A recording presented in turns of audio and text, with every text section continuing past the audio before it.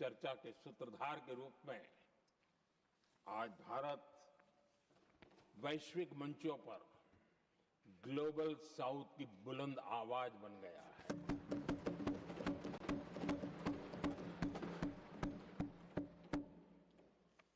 अनेक देशों के साथ आज Bharat future ready trade deals कर रहा है। पिछले कुछ ही समय में दुनिया के महत्वपूर्ण 9 बड़े देशों के साथ 9 बड़े हमारे ट्रेड डील हुए हैं और उसमें मदर ऑफ ऑल डील एक साथ 27 देशों के साथ, यूरोपियन यूनियन के साथ।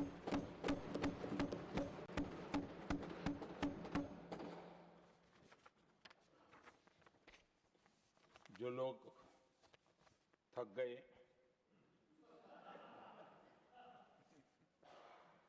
बेचारे चले गए, लेकिन कभी न कभी उनको जवाब देना पड़ेगा कि देश की ऐसी हालत कैसे बना के रखी थी कि दुनिया का कोई देश हमसे डील करने के लिए आगे नहीं आता था। आपने कोशिश की होगी, पीछे पीछे पीछे बहुत चक्कर लगाए होंगे, लेकिन किसी ने आपकी तरफ देखा भी नहीं होगा। क्या स्थिति ऐसे पैदा की? दुनिया के देश ऐसे ही भारत के साथ डील नहीं कर रहे हैं। आदरणीय सभापति जी, इसके पीछे सबसे बड़ी बात, डेवलप कंट्रीज एक डेवलपिंग कंट्री के साथ डील करता है ना, वो अपने आप में भी अर्थ जगत के लिए बहुत बड़ा है। और मेरे लिए नई बात नहीं है। जब मुझे गुजरात में सेवा करने का अवसर मिला था तो मैं एक वाइब्रेंट गुजरात समिट करता था और मेरे लिए गर्व की बात थी कि एक स्टेट, हिंदुस्तान का एक स्टेट, मेरी इस वाइब्रेंट समिट के partner country, develop country Japan हुआ करता था।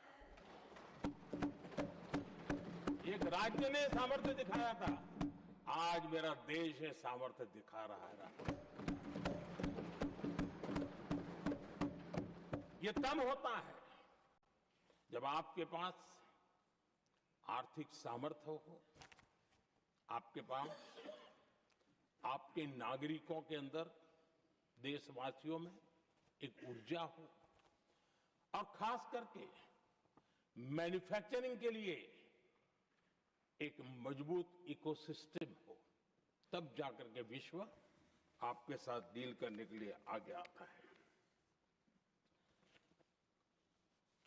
वोट बैंक की राजनीति में डूबे हुए लोगों ने कभी भी देश के ऐसे अनेक पहलुओं पर मजबूती देनी चाहिए, ये कभी उनकी प्राथमिकता नहीं रही और उसी का परिणाम है। और जहां तक कांग्रेस पार्टी का सवाल है, मैं साफ साफ कहना चाहता हूं और मेरे शब्दों पे भरोसा नहीं है तो मैं देश को, लोगों को कहूं, कुछ मत करो, सिर्फ लाल किले से कांग्रेस के प्रधानमंत्रियों के जो भाषण है, सिर्फ उन भाषणों का एनालिसिस कर लो, आपको साफ साफ लगेगा कि न उनके पास कोई सोच थी, न उनके पास कोई विजन था और न ही कोई इच्छा शक्ति थी। और इसका परिणाम है कि देश को इतना भुगतना पड़ा। आदरणीय सभापति जी, मैं कोटि कोटि देशवासियों का आभारी हूं। उन्होंने सेवा करने का अवसर दिया। हमारी काफी शक्ति उनकी गलतियों को ठीक करने में जा रही है। दुनिया के मन में जो उनके समय की छवि है, उस छवि को धोने में मेरी ताकत लगती है। ऐसा बर्बाद करके रखा हुआ था और इस काम के लिए हमने फ्यूचर रेडी पॉलिसीज पर बल दिया है। और आज आपने देखा होगा देश नीति के आधार पर चल रहा है, पॉलिसीज के आधार पर चल रहा है। एडोकिज्म को हमने त्याग कर दिया है और उसके कारण विश्व का विश्वास बनता है। हमने रिफॉर्म, परफॉर्म, ट्रांसफॉर्म के मंत्र को लेकर के आगे बढ़े और आज स्थिति ऐसी है कि देश रिफॉर्म एक्सप्रेस पर सवार हो चुका है।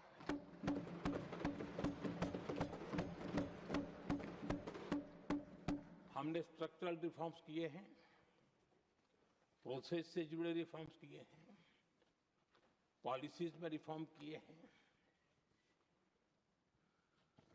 हमारा मैन्युफैक्चरिंग सेक्टर, हमारी उद्यमी ये सशक्त हो, भारत की हर चीज का वैल्यू एडिशन हो, उस दिशा में हमने प्रयास किया है।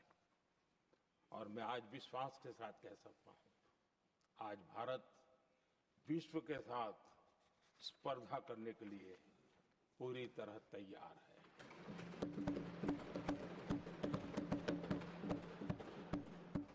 जब मैं विश्व के सीईओ फोरम की समिट देखता हूं, आज दुनिया हमारे उद्यमियों को समानता के रूप में देखती है। और जब पिछले दिनों सभी दलों के डेलीगेशन विश्व में गए थे, ये भाव उन्होंने भी अनुभव किया और आकर के मुझे सभी दल के माननीय सांसदों ने अपने अनुभव बता रहे थे, बड़ा गर्व से कह रहे थे कि हाँ, बराबरी से बात हो रही है।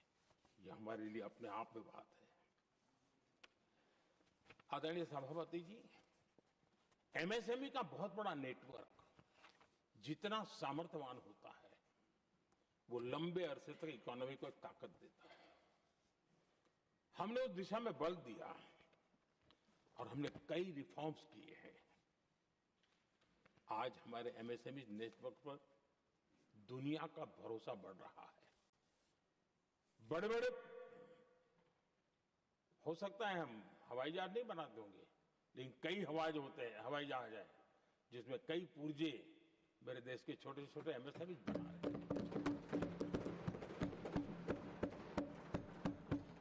आदरणीय सभापति जी, देश में हुए इन प्रयासों का नतीजा सबके सामने है।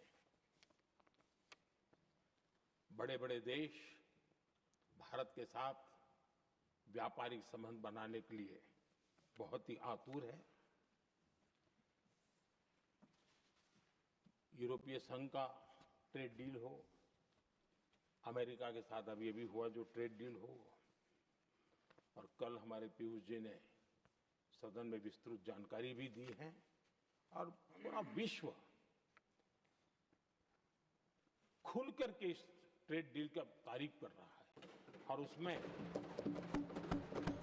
जब यूरोपियन यूनियन के साथ ट्रेड डील हुआ तो विश्व को एक भरोसा हुआ कि अब वैश्विक स्तर पर स्थिरता की संभावना बढ़ेगी। अमेरिका के साथ ट्रेड डील होने के बाद विश्व को और भरोसा हो गया कि जो स्थिरता की एहसास हो रहा था, अब गति का भी एहसास होने लगा है। अब विश्व के लिए शुभ संकेत है। आदरणीय सभापति जी, इसका सबसे बड़ा लाभ हमारे देश के नौजवानों को होगा। और जब मैं नौजवान कहता हूं तो उसमें मध्यम वर्ग का भी नौजवान होता है, शहर का नौजवान भी होता है, गांव का नौजवान भी होता है, बेटा भी होती है, बेटी भी होती है। और इसलिए उसे टुकड़ों में न देखा जाए। मेरे देश के युवा के सामर्थ्य का हमें गौरव करना चाहिए। और उनके लिए पूरा विश्व बाजार अब खुल चुका है। अब उनके लिए अवसर ही अवसर है। और मैं उनको कहता हूं, आइए दोस्तों, मैं आपके साथ कंधे से कंधा मिला करके खड़ा हूं। हिम्मत कीजिए, बढ़िए। देश आपके साथ खड़ा है और दुनिया आपका स्वागत करने के लिए इंतजार कर रही है। आदरणीय सभापति जी, जिस प्रकार से दुनिया में हमारे युवा प्रोफेशनल्स की मांग बढ़ रही है, इवन केयर गिवर्स की मांग बढ़ रही है। हर कोई मिलता है, हमें इस प्रकार के लोग चाहिए, इस प्रकार। कुछ लोग तो अपना स्पेशल ऑफिस यहां बना रहे हैं, रिक्रूट करने के लिए, योग्य टैलेंट की खोज के लिए।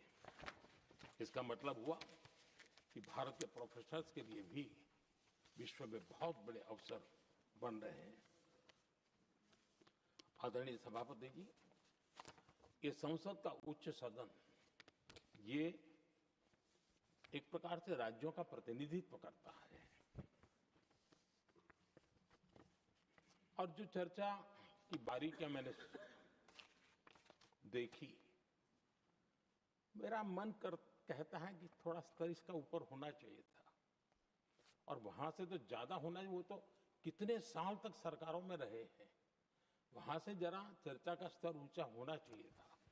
लेकिन उन्होंने ये मौका भी गंवा दिया। देश उन पर कैसे भरोसा कर सकता है। आदरणीय सभापति जी, मैं कल एक माननीय सदस्य को सुन रहा था। यूं तो वो अपने आप को राजा कहलाने में बहुत गर्व करते हैं, लेकिन वे आर्थिक असमानता की चर्चा कर रहे थे। बताइए, जो खुद को राजा माने और वो आर्थिक असमानता की बात करे, तो आपको लगता है कि क्या यही देखने के बाकी रह गए थे क्या? आदरणीय सभापति जी, हमारे टीएमसी के साथियों ने काफी कुछ कहा। जरा खुद को अपने गरेबा में देखें। निर्मम सरकार पतन के जितने भी पैरामीटर्स हैं, उन सब पैरामीटर्स में नए नए रिकॉर्ड बनाते जा रहे हैं, और यहां उपदेश दे रहे हैं। क्या हाल करके रखा हुआ है। ऐसी निर्मम सरकार से वहां के लोगों का भविष्य अंधकार के अंदर डूब रहा है, लेकिन इनको कोई परवाह नहीं है। सत्ता सुख के सिवाय कोई आकांक्षा नहीं, और वे यहां उपदेश देते हैं।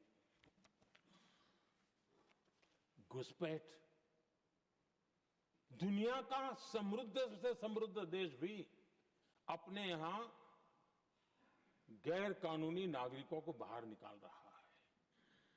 हमारे देश में घुसपैठियों को बचाने के लिए अदालतों को तब तक प्रेशर पैदा किया जा रहा है। मेरे देश का नौजवान कैसे ऐसे लोगों को माफ करेगा जो घुसपैठियों की वकालत करने के लिए ताकत लगा रहे हैं।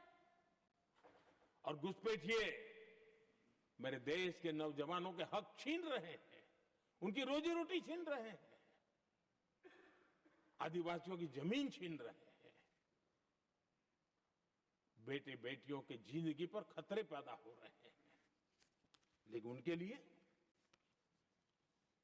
महिलाओं पर अत्याचार होते रहे। सत्ता नीति के सिवा कुछ करना नहीं, और वो यहां पर हमें उपदेश दे रहे हैं। और ऐसे चिंताजनक सभी विषयों पर आंखें मूंद करके बैठे हुए वो लोग हैं। एक हमारे माननीय सदस्य काफी कुछ बोल रहे थे, जिनकी पूरी सरकार शराब में डूब गई, जिनके शीश महल घर घर में नफरत का कारण बन गए,